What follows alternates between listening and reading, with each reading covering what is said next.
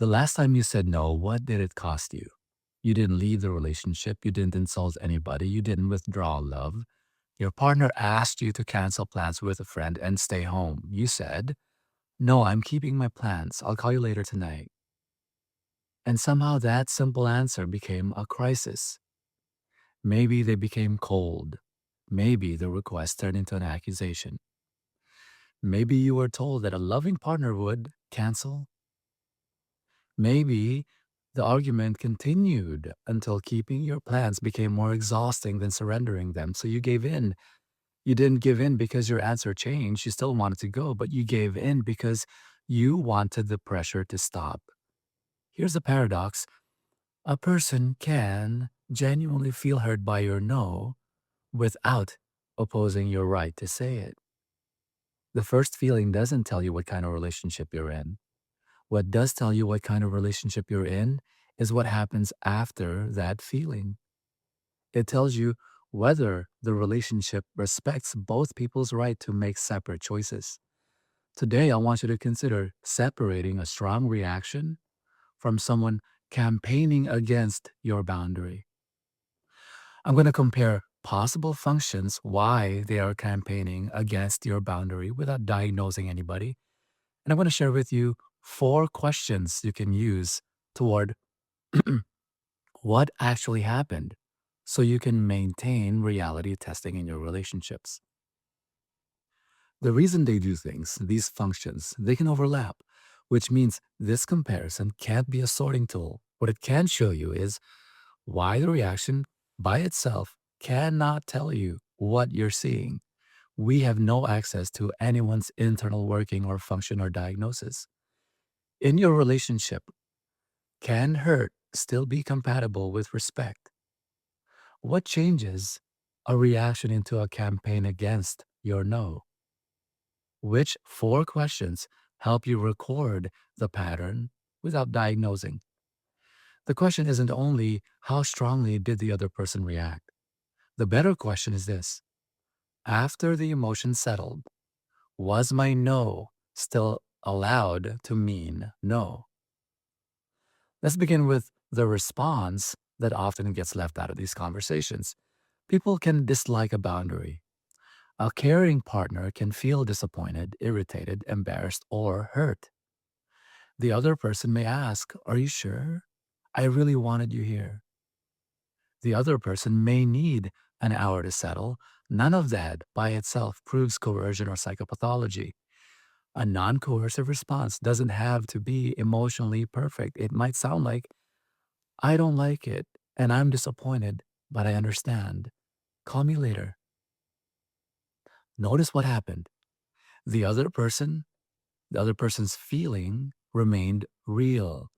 Your plan also remained real. Nobody had to pretend that, that it felt good, and nobody had to punish you until you changed it. The book OLNE describes autonomy as each partner maintaining personal goals, interests, and friendships.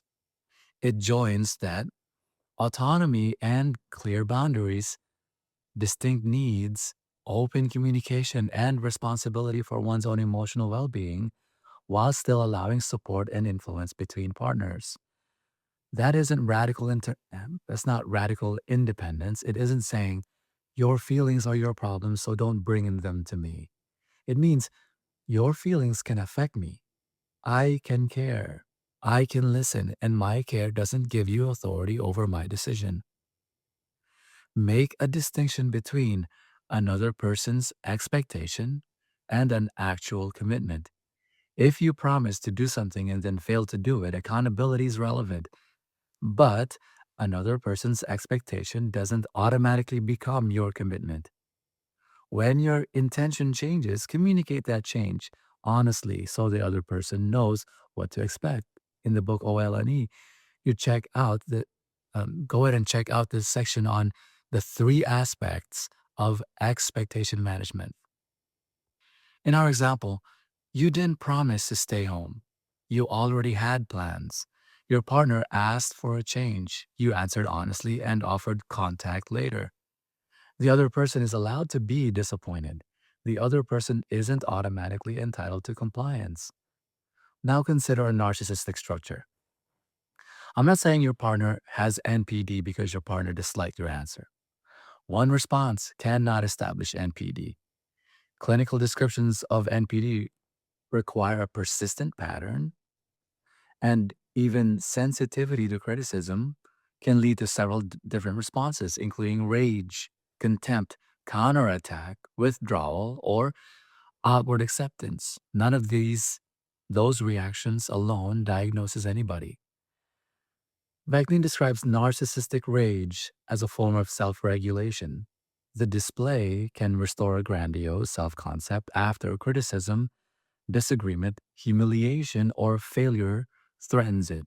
In other words, the rage isn't only communicating anger to you, it may also be helping the other person feel powerful again. Let's go back to the same scene example. Your partner asks you to cancel your plans. You say, "No, I'm keeping them. I can call you later." If the refusal is experienced as a challenge to entitlement or grandiose self importance, the internal meaning might be, "How can you place your plans above me? Don't you understand who I am to you?" That's a possible interpretation, not something you can know from the scene. This is not establishing they're grandiose or they have NPD. What could the response look like? The other person might attack the importance of your friendship. The other person might describe your limit as selfish, disloyal, or disrespectful. The other person might devalue you. "Go ahead. I don't need you anyway. You're a terrible partner."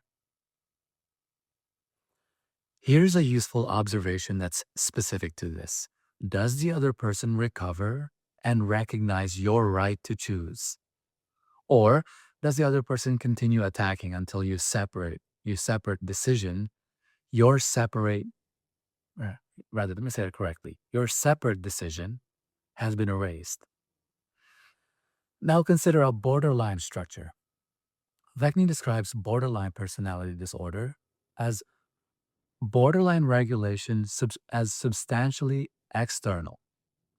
Another person's presence, reassurance, and availability may be experienced as helping constrain the intensity of emotions and moods. So, the same no may be experienced not as merely "my partner has plans," but they experience it as "I'm being rejected, I'm being left. I can't hold what I'm feeling without this person here." BPD include abandonment sensitivity, frantic efforts to avoid abandonment, affective instability, and intense, intense anger. That supports a possible abandonment related response. It doesn't mean every refusal is abandonment, and it doesn't make one protest diagnostic. So, what might happen to our example? Your partner may call repeatedly. The other person may move rapidly between "please stay" and "I never want to see you again." Your partner may become furious, panicked, or desperate for contact. The emotion can be sincere. Very important.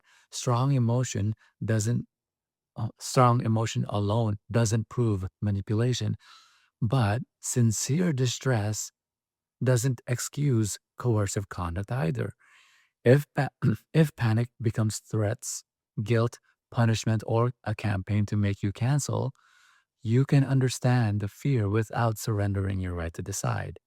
The book OLNE explicitly separates understanding the causes of behavior from tolerating harmful conduct.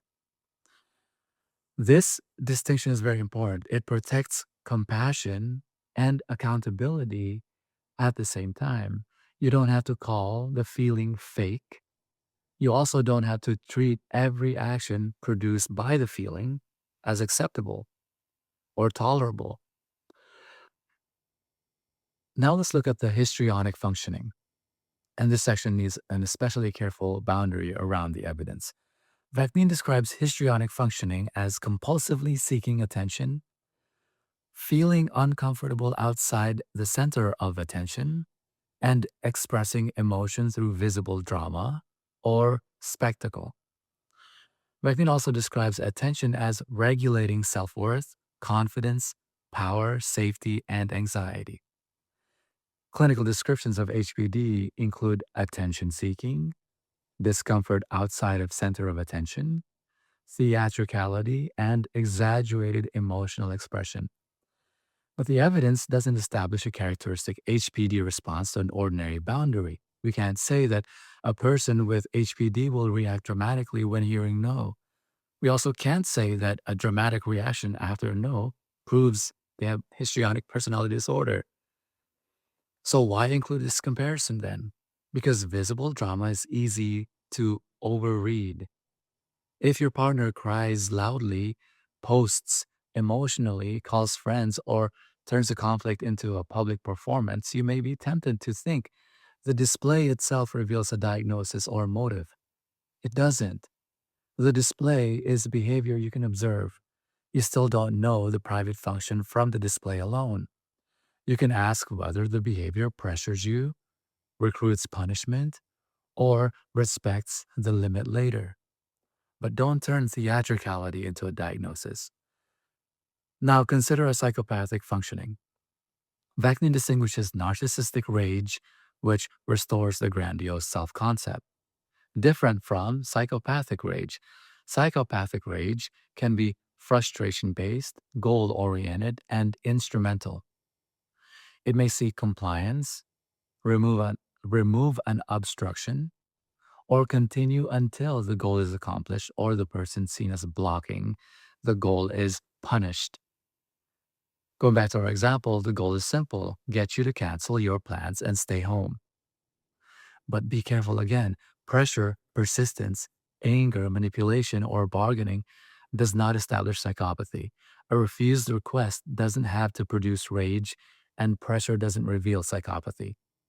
So don't diagnose. Observe the behavior that actually affects you. Is the person negotiating, or are they increasing the cost of your no? Is the other person expressing disappointment or using pressure to obtain compliance? And does the pressure stop when your answer remains no? Those questions don't prove an internal structure. They help you describe what is happening to your autonomy. So here's the distinction. A reaction says, I don't like your answer. A campaign says, you are not allowed to keep your answer. A reaction may contain disappointment. They might be even crying. They might be angry. There might be silence used for genuine processing or one request for reconsideration. A campaign keeps working against the boundary. It could use guilt, conditional affection, humiliation, repeated accusations, threats, sabotage, or withdrawal intended to cause distress and force compliance. The book OLNE defines open communication as one's ability to communicate without fear of psychological punishment or emotional blackmail. It distinguishes punitive withdrawal from simply taking space without an intent to punish or force compliance. So don't diagnose them from silence alone. Ask what the silence does over time. Does the other person return and communicate? Does the other person say, I was hurt and I needed time? Or is the silence maintained until you apologize for having the boundary and promise not to repeat it? The same outward behavior can serve different purposes. You may never know the purpose with certainty, but you can still observe the pressure, the repetition, and the outcome. So, what do you do with this information? Open a journal or notes app on your phone. Don't diagnose the other person. Write down one boundary interaction and answer 4 questions. First, what limit did I communicate? Write the actual words you said. No, I'm keeping my plans. I can call you later tonight. Second thing you write down, what pressure followed the first reaction?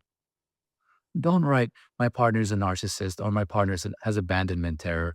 has daddy issues, has abandonment issues. Right? What happened? 3 calls, an accusation, a threat, a request for reconsideration, 20 minutes of crying, a respectful goodbye, observable behavior. Third thing to write down, what happened after the emotions settled? Did the other person return to the conversation? Could the other person name the feeling without making you responsible for removing it? Was there repair? Did the pressure continue until you surrendered? Fourth thing to consider, was my limit ultimately respected without punishment? That's the relational outcome you can observe. These questions help you record what happened. They can't diagnose someone or predict risk. You aren't using it to prove why the other person behaved that way. You're using it to stop losing the sequence of events inside the intensity of the conflict.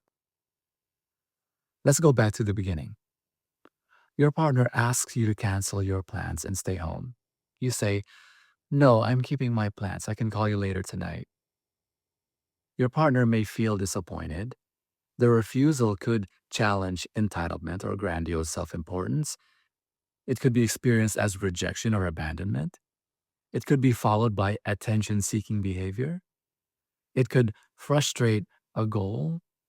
These are hypotheses offered by clinical and source frameworks. The scene itself cannot establish any internal function or diagnosis. What you can observe is what happens next. Can the other person feel strongly and still recognize that you are separate? Can they ask without commanding? Can they need time without using time as punishment? Can they return? Can they repair and respect the answer? If safety is in question here, assess the behavior directly rather than guessing a diagnosis. Understanding the possible feeling doesn't excuse conduct. Refusing to diagnose doesn't require you to ignore a pattern. Compassion doesn't require compliance. The useful question isn't whether the other person liked your no. Ask, after the emotion settled, did the relationship still respect my right to say it? Thanks for watching this video. My name's Ron John. I'll see you in the next one. Bye-bye. It's not the ache, not the mask. I want the way you open and the shape of what you ask.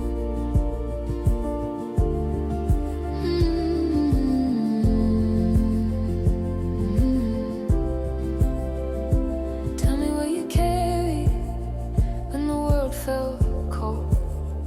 What you never say out loud, what you only hold. Tell me how you hear me when my words come out wrong. What kind of touch is easy? What kind of touch is gone? Where your body closes, where your hope begins. I'm learning the weather under your skin.